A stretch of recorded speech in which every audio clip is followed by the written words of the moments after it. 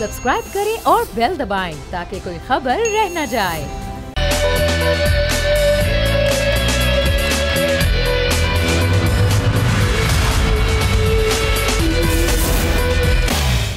बिस्मिल्लाहिर्रहमानिर्रहीम, अस्सलाम वालेकुम। प्रोग्राम में मैं सुमैया रिजवान आपको खुशामदीद कहती हूँ। नाजरीन, आज भी हम जो सूरत हाल की बात करेंगे, आम समात आज भी हुई प्रैक्टिस एंड प्रोसीजर बिल 2023 और उसमें जो डेवलपमेंट आज की रही, समात मुलतवी हो गई है, लेकिन आज जो कार्रवाई रही, सबसे पहले हम उसी पर बात करेंगे अपने प्रोग्राम में। और कोर्ट की खबर में मैं ज़रा आपको सूरत हाल से आगाह करना चाहती हूँ कि आज क्या क्या कुछ इस समात में रहा। फिर हमारे नुमाइंदगान हमारे साथ मौजूद होंगे। तो फुल कोर्ट बनाने की जो इस्तदा की गई थी, जस्टिस मज़ाहिर को बेंच से अलग करने के हवाले से उसको मुस्तरद किया गया। दोनों इस्तदा को मुस्तरद किया गया। सियासी जमातों और वकला तंजीमों से जवाब तलब किया गया।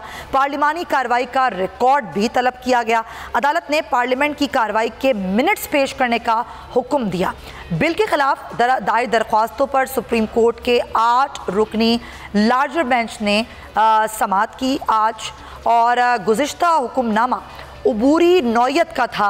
चीफ जस्टिस ने अपने रिमार्क्स में ये कहा, जमहूरियत आइन के अहम खदुखाल में है, ये भी कहा चीफ जस्टिस ने। और अपने अहम रिमार्क्स में चीफ जस्टिस ने कहा कि आज़ाद अदलिया और वफाक भी आइन के अहम खदुखाल में से हैं। देखना है कि अदलिया का जुज़ तब्दील हो सकता है, ये भी एक सवाल उठाया।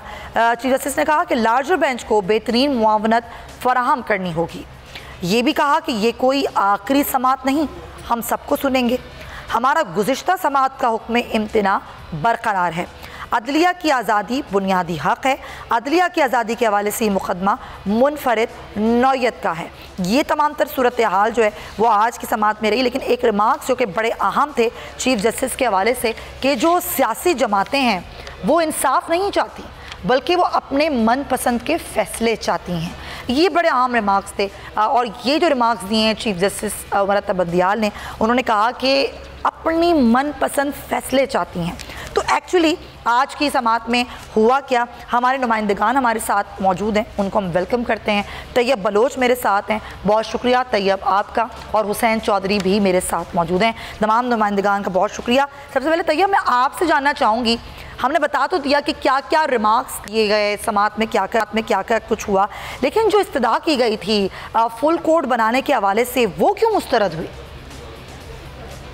जी देखें, बेसिकली जो पाकिस्तान बार कौंसल है उसकी जानिब से ये इस्तदा की गई थी और इस इस्तदा को अटार्नी जनरल फॉर पाकिस्तान ने भी ओन किया। उन्होंने भी कहा कि जो पाकिस्तान बार कौंसल इस्तदा कर रही है उसको जो है वो माना जाए। और पाकिस्तान बार कौंसल ने इस्तदा इस वजह से की कि chairman executive committee Pakistan bar council जब पेश हुए तो उन्होंने कहा कि 29 अप्रैल को हमारा क्वेटा के अंदर जो है वो कन्वेंशन हुआ, वकला कन्वेंशन। और उस वकला कन्वेंशन में पाकिस्तान बल्कि 5 जो सूबाई बार कौंसल्स हैं और एसोसिएशंस हैं, उन्होंने मिलकर जो है वो फ़ैसला किया। और मैं उनका फ़ैसले से आपको आगाह कर रहा हूँ कि सुप्रीम कोर्ट जो है वो इस मामले पे, चूँकि ये आइनी मामला है, पार्लिमान की सुपरमेसी का मामला है, और साथ साथ उन्होंने ये कहा कि जो पार्लिमान ने कानून साजी की है वो कानून साजी वकला और पाकिस्तान बार कौंसल के कहने के ऊपर की है, क्योंकि हमारे ये मुतालबात थे। तो इसी वजह से हम चाहते हैं कि इस पर फुल कोर्ट बेंच कील दिया जाए। और साथ उन्होंने नॉमिनेट करके कहा कि सुप्रीम कोर्ट के जो सीनियर जजेज़ हैं, और 7 जजेज़ का उन्होंने नाम लिया कि उन 7 जजेज़ को भी इसमें शामिल होना चाहिए, क्योंकि सुप्रीम कोर्ट में इस वक्त जो टोटल स्ट्रेंथ है जजेज़ की वो है 15 और 15 में से 8 तो ये बेंच जो है वो अवेलेबल था, तो 7 जजेज़ शामिल नहीं हुए। तो उन्होंने कहा उन 7 को भी शामिल करके तो 15 रुकनी जो फुल कोर्ट है वो बिठाई जाए। इसके साथ साथ उन्होंने एक और भी इस्तदा की, और वो ये थी कि जस्टिस मज़ाहिर नकवी से मुतल्लिक उन्होंने कहा कि पाकिस्तान बार कौंसल और दीगर जो है उन्होंने सुप्रीम जुडिशल कौंसल से जो है वो रजू किया हुआ है कि जस्टिस मज़ाहिर नकवी से मुतल्लिक जो करप्शन की चीज़ें हैं, जब तक वो फैसला नहीं आ जाता जस्टिस मज़ाहिर नकवी को भी जो है वो साइड लाइन किया जाए या इस बेंच में शामिल ना किया जाए। तो ये मुस्तरद हुई। लेकिन वजह क्या थी, जो आपने सवाल पूछा कि ये इस्तदा क्यों गई थी, दरअसल बात यह है कि कि इस्तदा इस वजह से की गई थी कि ये अब बिल्कुल आश्कार हो चुका है कि सुप्रीम कोर्ट में जो है वो वाज़े डिवाइड है, और इसी वजह से आज चीफ जस्टिस ने ये रिमार्क्स भी दिए कि सियासत की वजह से जो है वो अदालती माहौल भी जो है वो आलूदा हो रहा है और सियासी मामलात जो हैं वो हमारी सुप्रीम कोर्ट में आ चुके हैं। तो उसमें जो 15 जजेज़ हैं, 15 की जजेज़ में डिवाइड कुछ इस तरीके से है कि 8 जजेज़ जो चीफ जस्टिस उमर अता बंदियाल की अक्सरियत है 8 जजेज़ की, वो अलग, और बाकी 7 जजेज़ जो हैं वो अलग हो रहे हैं। तो पाकिस्तान बार कौंसिल ने इसी को बेस बना के, अगर जस्टिस मज़हर नकवी भी अगर सपोज करो भी फुल कोर्ट बेंच की तश्कील नहीं होती, तो अगर मज़हर नकवी भी अलग हो जाए तो फिर जो तादाद है वो बराबर हो जाएगी। तो फिर हुकूमत को या पार्लिमान को जो है वो इस हवाले से मज़ीद एक मौका मिल जाएगा जो है वो अदलिया के खिलाफ जिस तरीके से नैरेटिव बिल्ड किया जा रहा है। तो एक बात और हुई है, वो ये भी हुई है कि जब जज के खिलाफ रेफरेंस की बात हुई तो फिर साबिक चीफ जस्टिस इफ्तिखार मोहम्मद चौधरी के उस फैसले का हवाला दिया गया कि बेंच पहले इस पर फैसला दे चुका है कि इसकी कोई कानूनी हैसियत ही नहीं है रेफरेंस लाने की जो हुकूमत कोशिश कर रही है। बिल्कुल, वो जो चीफ जस्टिस ने उसका रेफरेंस ये दिया कि PLD 2010 उन्होंने कहा साबिक चीफ जस्टिस इफ्तिखार मोहम्मद चौधरी का जो मामला था उसमें अब ये असूल जो है वो तय हो चुका है कि जब तक रेफरेंस पर कार्रवाई नहीं होती, रेफरेंस सुप्रीम जुडिशल कौंसिल में होता है, लेकिन जज को जो है वो मुकदमात की समाअत करने से नहीं रोका जा सकता। तो उन्होंने कहा ये वाज़े तौर के ऊपर सुप्रीम कोर्ट इस मामले को तय कर चुकी है। तो इसी वजह से बेशक रेफरेंस जो है जस्टिस मज़हर नकवी के खिलाफ सुप्रीम जुडिशल कौंसिल में है, लेकिन उनको इस केस से जो है वो अलग नहीं किया जा सकता, क्योंकि सुप्रीम कोर्ट इस मामले को तय कर चुकी है। और जब असूल और कानून तय हो जाए तो फिर सुप्रीम कोर्ट उसके खिलाफ नहीं जाती। तो यूं इस बेस के ऊपर जो है वो चीफ जस्टिस उमर अता बंदियाल ने जो पाकिस्तान बार कौंसिल की ये इस्तदा थी जस्टिस मज़हर नकवी को अलग करने की, वो भी यूं इसी वजह से मुस्तरद कर दी गई। अच्छा, एक चीज़ और हम देख रहे हैं काफ़ी दिनों से जिस तरीके से अदलिया को मलाइन किया जा रहा है, जजेस को मलाइन किया जा रहा है। आपने डिवीजन की बात की कि 15 में से 8 जजेस जो हैं जिनके खिलाफ खुद हुकूमत ने इस बात का फ़ायदा उठाया है इस डिवीज़न का, और अदलिया और जजेस के एहतराम के ऊपर बड़ा वाज़ेह पैगाम दिया है आज। उस हवाले से ज़रा हमें बताइएगा क्या वाज़ेह पैगाम दिया गया?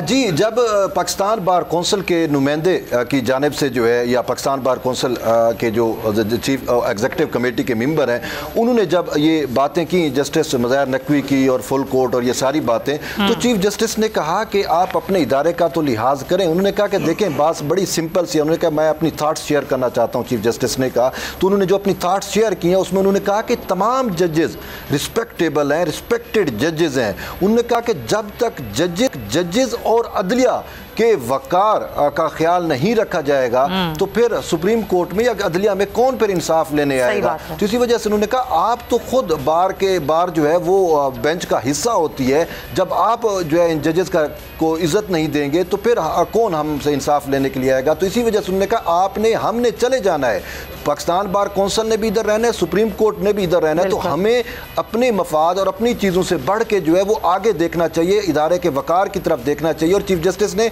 पाकिस्तान के नुमाइंदे को ये तंबीह भी की कि आप अपने इर्द गिर्द के लोगों को फिर से देखें, उनके कहने के ऊपर आप अदालतों में ऐसी बातें ना करें, बल्कि आपका जो अपना माइंड कहता है, जो आइन कहता है, जो कानून कहता है, उसके मुताबिक जो आपको पट्टी पढ़ा दे और आप उसके मुताबिक जो है वो अदलिया को मलाइन करना शुरू कर दें, ये बात अच्छी नहीं है। तो ये चीफ जस्टिस ने जो है बिल्कुल वाज़ेह किया। अच्छा, एक चीज़ और हमने देखी कि जब मिनट्स शेयर करने का कहा गया तो मिनट्स भी शेयर नहीं किए गए असेंबली की कार्रवाई के, और रजिस्ट्रार सुप्रीम कोर्ट ने क्या जवाब दिया, और स्पीकर कौमी असेंबली को खत क्यों लिखा उन्होंने इस हवाले से?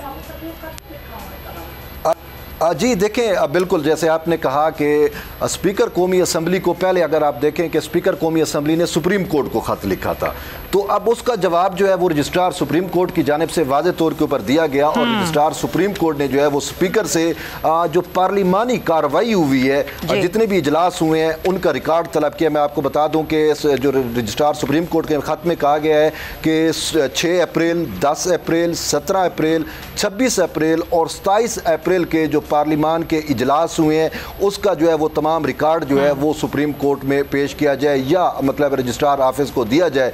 तहम रजिस्ट्रार ऑफिस के वाजे ये रिकॉर्ड तलब करने के बावजूद स्पीकर कौमी असम्बली ने अभी तक वो रिकॉर्ड नहीं दिया। तो शायद इसी वजह से भी आज जब इस केस की समाअत हुई ओपन कोर्ट में, फिर चीफ जस्टिस ने अटार्नी जनरल को कहा कि बाकी बातों को तो छोड़ें, लेकिन ये जो आपने कानून साजी की है, इस कानून साजी का तो आप हमें रिकॉर्ड दे दें कि इजलास में बहस क्या हुई, स्टैंडिंग कमेटी में क्या मामला ज़ेर बहस है वो तमाम मिनट्स जो है वो आप हमें दें। तो ये इसी वजह से फिर चीफ जस्टिस ने बराह रास्त अटारनी जनरल से जो है अब ये चीज़ें तलब की हैं, जब स्पीकर कौमी असम्बली ने रजिस्ट्रार को रिकॉर्ड देने से जो है वो इनकार किया। बिल्कुल ऐसा ही है, ये सारी समात का हवाला आप बता रहे हैं। तैयब हमारे साथ ही आप रहिए। फहद, हमने देखा कि इमरान खान पर पहले 50 से ज़ायद मुकदमात हुए, हाफ सेंचुरी, अब तो सेंचुरी भी क्रॉस हो गई है। और हुसैन, हम जो सूरत हाल अभी देख रहे हैं इमरान खान और मुकदमात की, तकरीबन पूरे पाकिस्तान में मुकदमात हैं, हर शहर में मुकदमे हैं और एक नहीं है, हर शहर में कहीं 38 हैं, कहीं 21 हैं, कहीं पर 19 मुकदमात हैं। और हर शहर जा जाके इमरान खान मुकदमात का सामना कर रहे हैं, पेशियाँ भुगत रहे हैं। ये ज़रा बताएंगे, आज लाहौर हाई कोर्ट में भी इमरान खान पेश हुए, ये क्या सूरत हाल क्या है उनके ऊपर जितने केसेस हैं उनकी?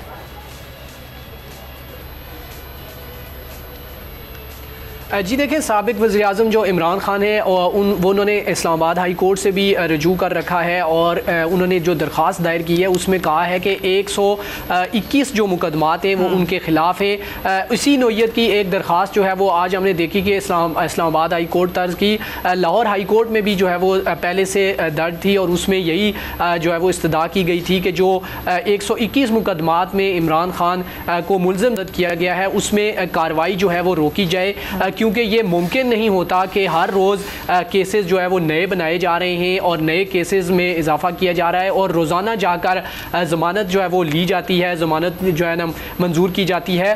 तो इसलिए जो है वो जो साबिक वज़ीर-ए-आज़म है उन्होंने आज इस्लामाबाद हाई कोर्ट से भी रजू किया था और उन्होंने जो दरख्वास्त दायर की है उसमें ये कहा है कि 121 मुकदमात में से अगर हम इसकी तफसील में जाएँ तो 31 मुकदमात जो हैं वो इस्लामाबाद में दर्ज हैं, जबकि जो 30 मुकदमात हैं वो लाहौर में हैं। इसी तरह फैसलाबाद में 14 और 22 मुकदमात ऐसे हैं जो कि दहशत गर्दी की दिफात जो है वो उनमें शामिल की गई हैं। तो ये टोटल जो है वो पूरे मुल्क में 121 मुकदमात जो है वो बन चुके हैं साबिक वज़ीर-ए-आज़म के ख़िलाफ़। यही दरख्वास्त जो है वो आज लाहौर हाई कोर्ट में थी और लाहौर हाई कोर्ट ने साबिक वज़ीर-ए-आज़म को तमाम केसों में शामिल तफ्तीश होने की हिदायत की है और जुमे तक जो है वो शामिल तफ्तीश होकर जो रिपोर्ट है वो जमा कराने का कहा है। दूसरी जानिब हम देखते हैं कि उसी नोयत की जो दरख्वास्त इस्लामाबाद हाई कोर्ट में है वो आज दायर तो हो गई है, लेकिन इम्कान उसका यही है कि कल या परसों के लिए वो मुकर्रर भी हो जाएगी। और सबसे अहम चीज़ इसमें यह है कि कल इमरान खान की इस्लामाबाद हाई कोर्ट में जो है वो 9 केसों में पेशी भी है और पेशी मुतवक्को भी है, क्योंकि एक सर्कुलर जो है वो इस्लामाबाद हाई कोर्ट ने जारी किया है और उसमें उन्होंने कहा है कि कल 2 बजे 9 केसेस जो है वो इमरान खान के अबूरी जमानतों के वो मुकर्रर कर दिए गए हैं। आप इतना फरफर बता रहे हैं सारे केसेस के वजह से, आपकी बीट है माशाल्लाह, हमारे रिपोर्टर्स बड़े जीनियस हैं, सारे रिकॉर्ड्स उनके पास होते हैं, लेकिन कितना मुश्किल होता है कि इमरान खान पर 121 केसेस, कल आप कह रहे हैं 9 केसेस लगे हुए हैं, उनमें इमरान खान की पेशियां हैं। मैं वैसे ही पूछना चाह रही हूँ फॉर लाइटर नोट कि किस तरह याद रहता है आपको कि आज इमरान खान की कौन से केस में पेशी है, आज कहाँ पर उनको जाना है, आज कौन कौन से केसेस लगे हुए हैं, इसको याद रखना और उसको मैनेज करना कितना मुश्किल होता है हुसैन? जी बिल्कुल, आप बिल्कुल दुरुस्त फरमा रही हैं। सबसे ज़्यादा जो मसाइल हमें होते हैं वो इन्हीं केसों की तादाद में, क्योंकि हमें भी रोज़ाना जो है वो इन केसों को कवर करना पड़ता है और हम यही अक्सर जो इनकी लीगल टीम है इमरान खान साहब की, उनसे भी हम काफ़ी डिस्कस कर रहे होते हैं और वो भी कह रहे होते हैं कि हमें भी बाज़ टाइम याद नहीं होता कि आज कौन से केसेस में जो है वो पेशी है, कौन से केस में इमरान खान पेश हो रहे हैं। और सम टाइम जो लीगल टीम है उनका यही कहना होता है कि जब हम खबर चलाते हैं कि इमरान खान कल पेश होंगे, कल 9 मुकदमात में उनकी पेशी है, तो तब उन्हें भी जो है वो याद आता है कि शायद कल कोई पेशी है। और कई मरतबा तो उन्होंने हमसे रब्ता किया। प्रोग्राम में ब्रेक शामिल करते हैं, फिर वापस आते हैं।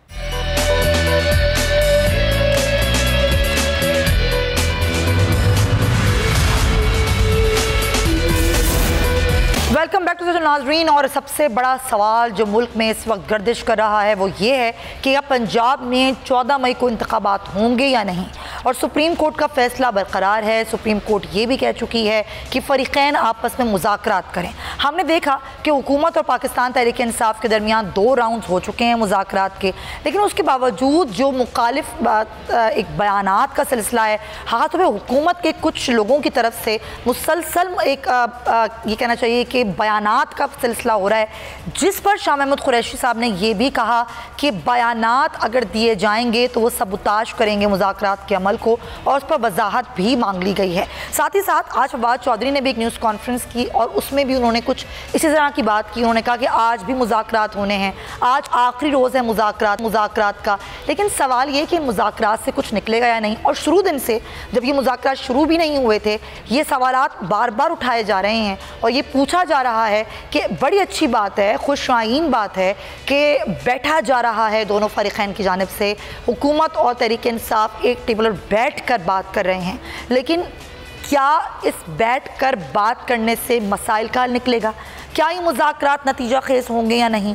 और ये भी सवाल है कि इन मुज़ाकरात का जो असर है वो पाकिस्तान की सियासत पर क्या पड़ेगा, क्योंकि जो अदम इस्तेहकाम हम देख रहे हैं मुल्क में, वो क्या ठीक हो पाएगा? ये इंतशार की सियासत, ये अदम इस्तेहकाम, ये एक दूसरे के खिलाफ बयानात। और आज मैं एक चीज़ का जिक्र करना चाहती हूँ कि अभी मैंने ब्रेक से पहले बताया कि 121 मुकदमात हैं जिनका सामना इमरान खान कर रहे हैं। लाहौर हाई कोर्ट में आज रिमार्क्स दिए जज ने कि कैसे एक शख्स जिस पर एक मुकदमा भी नहीं था, कभी ज़िंदगी भर उस पर नहीं बनता, और इक़्तिदार से निकलते ही उस पर दर्जनों मुकदमात बन जाते हैं, बल्कि सेंचुरी हो जाती है। आखिर उसका कसूर क्या है?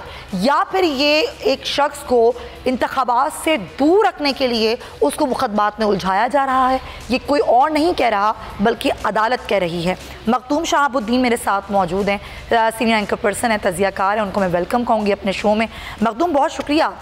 अब ये जो सूरत हाल है मुल्क में, एक अजीब इंतशार, एक अजीब अदम इस्तेहकाम, इससे निकलने के लिए आज मुज़ाकरात के टेबल पर तो बैठ गए हैं तहरीक इंसाफ भी और हुकूमत भी, लेकिन क्या ये बस वैसे ही है या वाकई इसका कोई हल निकलेगा आपके ख्याल में?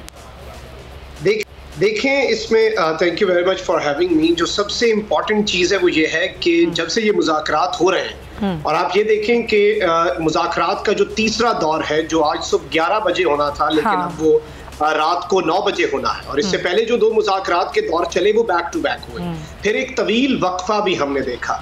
इस सब के दौरान सुप्रीम कोर्ट ऑफ पाकिस्तान की जानिब से भी और ऑनरेबल चीफ जस्टिस, जो कि आइन और कानून की बालादस्ती इस वक्त इंश्योर करवाना चाह रहे हैं, और हर सूरत में वो कानून और आइन की बालादस्ती को डिफेंड करने के लिए और जुडिशल इंडिपेंडेंस भी उसके दिफा के लिए भी वो आगे बढ़ चुके हैं। तो मैं ये समझता हूँ कि सारी की सारी सूरत हाल के अंदर ये जो बीच में एक टाइम था, इस दौरान सुप्रीम कोर्ट की जानिब से भी तहम्मुल का मुजाहरा किया गया, और चीफ जस्टिस ने भी एक मौका दिया पॉलिटिकल स्टेक होल्डर्स को, ताकि वो चीज़ों को अफाम तफहीम से हल कर लें। लेकिन अब आज भी अगर आप देख लें कि supreme court practice and procedure act का जो के खिलाफ जो आइनी दरखास्तें हैं, उनकी समाअत में चीफ जस्टिस ने बहुत वाज़ेह रिमार्क्स दिए। एक चीज़ ये लोग समझ लें कि ये चीफ जस्टिस को या अदलिया को ब्लैकमेल या फिर डिक्टेट प्रेशर बिल्ड करके मुख्तलिफ टैक्टिक्स अपना के इस्तेहकाक कमेटी में तौहीन पार्लियामेंट का बेशक ये कानून बना लें, या फिर इस्तेहकाक कमेटी में बुला लें, जो मर्जी कर लें, लेकिन ये उन्हें ब्लैकमेल नहीं कर पा रहे, उसका फायदा कोई नहीं हो रहा। ऑडियो लीक से लेके हर चीज़ हो गई, नंबर 1। नंबर 2, ये मुज़ाकरात को एक साइड पे, यानी एक ऑन वन एंड मुज़ाकरात जो है वो चलाए जा रहे हैं। मुज़ाकरात के अंदर बड़ी नेक नियति प्रिटेंड की जा रही है कि पीडीएम की तरफ से बड़े भाई हम तरीके से चीज़ें लेके चलना चाहते हैं, क्योंकि इन्होंने सुप्रीम कोर्ट में भी तो मुंह दिखाना है। लेकिन वहीं दूसरी जानिब इनके अपने लोग हैं, आप देख लें परवेज इलाही के घर पे जो कुछ हुआ, अभी उस्मान बुज़दार की गिरफ्तारी के लिए कोई खबरें आ रही हैं कि आज के दिन में या कल तक कोई वारदात डाली जा सकती है। तो ये सब कुछ साथ साथ हो रहा है। अच्छा, गिरफ्तारियां हो रही हैं, छापे हो रहे हैं, कार्रवाइयां हो रही हैं, फिर बयानात हैं, बड़े हेट कमेंट्स आ रहे हैं। मखदूम, ये बात यहाँ तक रुक नहीं रही है। एग्जैक्टली और जो स्टेटमेंट्स हैं वो बड़ी अलार्मिंग है। आप देखें कि जावेद लतीफ साहब जो स्टेटमेंट्स देते हैं, ख्वाजा आसिफ साहब वजीर दिफा हैं आपके मुल्क के, वो किस तरह की स्टेटमेंट्स देते हैं, तो ये एक मैं समझता हूँ बड़ी अलार्मिंग चीज है, और ये आई ओपनर भी है पीटीआई के लिए। लेकिन पीटीआई बहुत बेहतर इस सब के अंदर मैं समझता हूँ कि सियासी जो मेच्योरिटी है ना, पॉलिटिकल मेच्योरिटी, उसका मुजाहरा किया है। और ये जो एक एस्केप पीटीआई से लेना चाह रहे थे कि पाकिस्तान तहरीक इंसाफ के कंधे पे रख के बंदूक चलाते हैं और हम सुप्रीम कोर्ट में गए, देखें जी ये मुज़ाकरात से भाग गए। पंजाब में तो निगरान हुकूमत होती है, 2 बंदों की स्टेटमेंट्स के ऊपर पीटीआई इन्हें मौका दे रही है ताकि ये भाग ना सके, और ये जो भागने का मौका तलाश कर रहे हैं, तो मैं समझता हूं कि कम से कम जो हुज्जत है वो तमाम जरूर होनी चाहिए पीटीआई को। आज के मुज़ाकरात जो होने हैं 9 बजे सेनेट के कमेटी रूम के अंदर, उन मुज़ाकरात के अंदर भी पीटीआई को अपने हिसाब से, वो होता है ना कि उसकी वो जाने उसे पासे वफा था कि ना था, तुम फराज अपनी तरफ से तो निभाते जाते, तो अपनी तरफ से ये कम से कम निभा लें,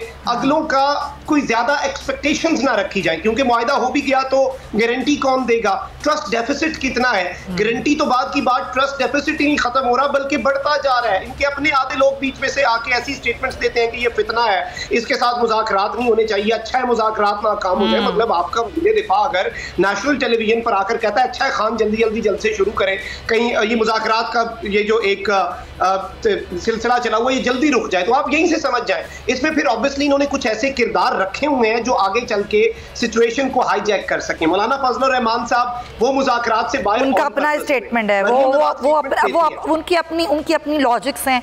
आइन की बात कर रही है सुप्रीम कोर्ट, आइन में रहते हुए आपने काम करना है, लेकिन अफसोस की बात यह है कि आइन बनाने वाले लोग जो हैं वो आइन की करें मखदूम, ये बड़े अफसोस की बात है। मुल्क के बारे में कोई नहीं सोच रहा, इस पर बात भी मैं मजीद करूँगा, मेरे साथ रहिए, एक ब्रेक लेते हैं।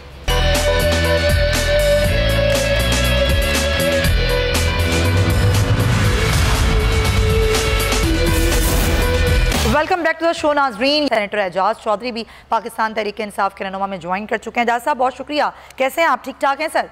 जी शुक्रिया जी। सर सबसे पहले तो इसी पर आप कमेंट कर दें, ये तौहीन पार्लियामेंट पर अब बिल लाने पर इत्तेफाक राय हो गया है और ये अब पेश किया जाएगा और इस पर हर पाकिस्तानी पर लागू होगा जो भी उनकी नज़र में तौहीन पार्लियामेंट करेगा। मेरा ख्याल है जो लोग ये बिल लेकर आए हैं ये बजाय खुद पार्लियामेंट के माथे पे कलंक का टीका है, ये खुद एक बदनुमा दाग है पार्लियामेंट के माथे के ऊपर। इन्होंने पार्लियामेंट को आज तक किस काम के लिए इस्तेमाल किया है? जब से रिजीम चेंज हुई है अपनी करप्शन बचाने के लिए, करप्शन के कवानीन तब्दील करने के लिए और ऐसी उन इक़दामात के लिए कि गरीब आदमी आज महंगाई के अंदर पिस के रह गया है। ये दो काम इन्होंने किए हैं, 1100 अरब रुपए की अपनी करप्शन बचाई है और नैब के वो कवानीन के जो 1999 से नाफिज थे, तहरीक इंसाफ की हुकूमत ने नहीं बनाए थे, इनकी दो हुकूमतें गुजरी थी उसके अंदर, एक पीपल्स पार्टी की एक नून लीग की, इनको कभी उसकी तरमीम की जरूरत पेश नहीं आई।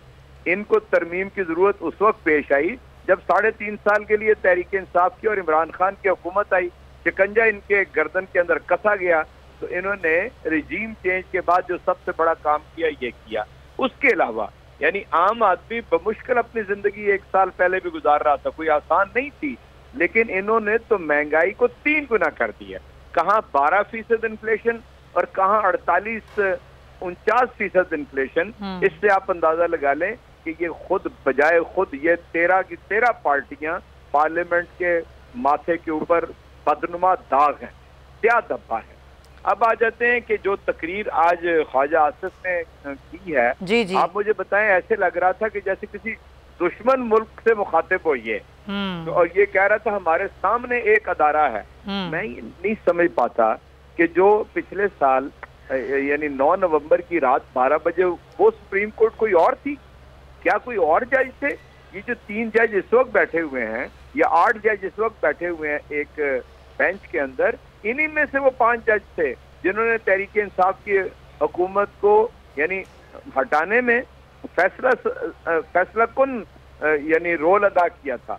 हमने तो कोई ऐसा तूफान नहीं उठाया, हमने तो करेक्टर असैसिनेशन नहीं की। इनके लीडर रोज जलसों में जो बेंच बैठा हुआ है एक एक की इस कदर तौहीन करते हैं, बदतमीजी करते हैं कि जो दुनिया के तख्ते के ऊपर कभी किसी ने नहीं देखी। और ये किस तरह का, अब ये किस तरह का प्रेसिडेंट सेट हो रहा है एजाज साहब कि आप एक इदारे के खिलाफ खड़े होके जजेस के खिलाफ इस तरह के बयानात दे रहे हैं, हेट कमेंट्स दे रहे हैं, बाकायदा कैंपेन्स चलाई जा रही हैं और तौहीन अदालत की बात ही नहीं हो रही जो कि की जा रही है, बार बार तौहीन पार्लियामेंट की बात हो रही है।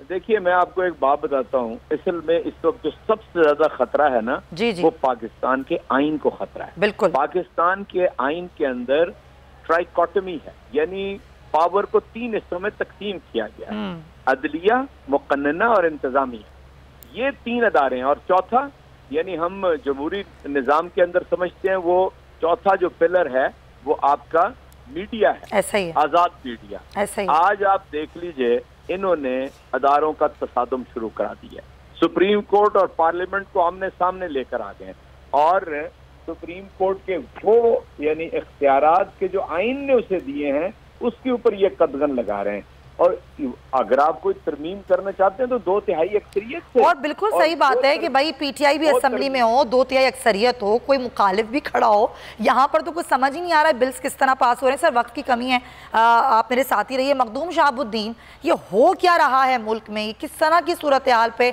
हम जा रहे हैं कि अब एक ऐसा बिल पास होगा जो तौहीन पार्लियामेंट का होगा और सब पे एप्लीकेबल होगा, हर पाकिस्तानी पे, इवन ओवरसीज पाकिस्तानी इस पे भी। जी ये तो इंतहाई हैरान कुन है, लेकिन इस पे इतनी हैरानी होनी भी नहीं चाहिए। और हमारे मुल्क में अब इन्हें चाहिए कि लगे हाथों, जब आपने इस मुल्क में आइन और कानून मुअत्तल कर दिया है, जब आपने इस मुल्क में ये वाजे कर दिया हुआ है कि जिसकी लाठी उसकी भैंस, तो फिर 2-3 और काम भी कर लें, लगे हाथों। जब इतना कर रहे हैं आप, इतनी मेहनत कर रहे हैं, आप देखें ना कि रोजाना की बुनियाद पे इत्तेहादी जमातों के इजलास होते हैं, रोजाना की बुनियाद पे काबीना के इजलास बुला लिए जाते हैं। क्यों?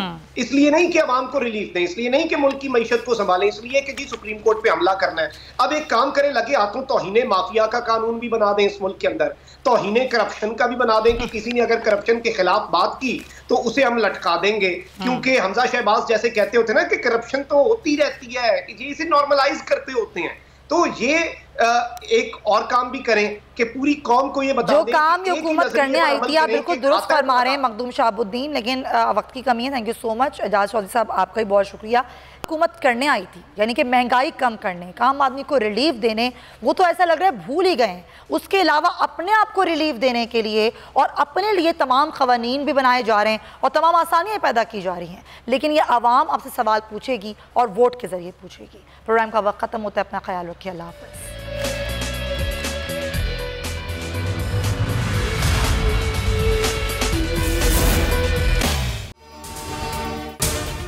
अगर आपको ये वीडियो पसंद आई है तो सब्सक्राइब करें और बेल आइकन पर क्लिक करें।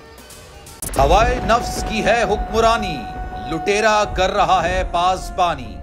बोल न्यूज के मार्केटिंग हेड आकाश राम ताहा लापता, तफ्तीशी इदारे जवाब देने से कासिर, अहले खाना परेशान, बेटे की जुदाई में माँ गम से निढाल। जो बच्चों हिंदू पर आए थे जो को पाकिस्तानी, मुझे मेहरबानी करे पंहिंजो आकाश वापस कयो। अमेरिकी सेनेट में कांग्रेसमैन की आकाश राम के अगवा के खिलाफ पुरजोर मुजम्मत। And I, of course, have been concerned about some of the terrible disappearances, some of the abuses of human rights in Pakistan. United nation ने भी आकाश राम की बाजियाबी के लिए मौसर इकदामात उठाने का इंदिया दे दिया। मुश्किल की इस घड़ी में आलमी मीडिया समेत इंडियन मीडिया भी चीख चीख कर आकाश राम की बाजियाबी के लिए आवाज उठा रहा है। आलमी सहाफती तंजीम और इंसानी हुकूक की आलमी तंजीमों की भी आकाश राम के अगवा की मुजम्मत। उफ क्या जुल्म है, बोल इंसाफ का मुंतजिर। सब्सक्राइब करें और बेल दबाएं ताकि कोई खबर रह न जाए।